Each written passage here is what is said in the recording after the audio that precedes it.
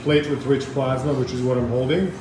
Blood products such as red blood cells were spun away, and we use this machine by Arthrex called Rotofix.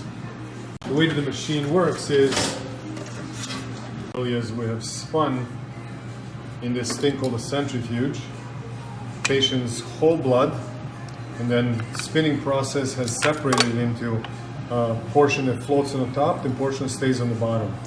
The portion that stayed on the top is what we have separated and taken into this entity right here. By locating on an image here, so using this machine that is going to show me exactly where the portion of the joint is located. So I then use this machine called the ultrasound to locate exactly where I want to enter. Okay. And that's exactly what I'm doing now. You ready for a pinch? Yeah. Okay. 1, 2, solution.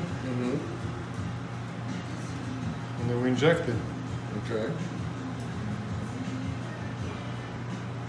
So this is an intra-articular shoulder injection with patient's own blood.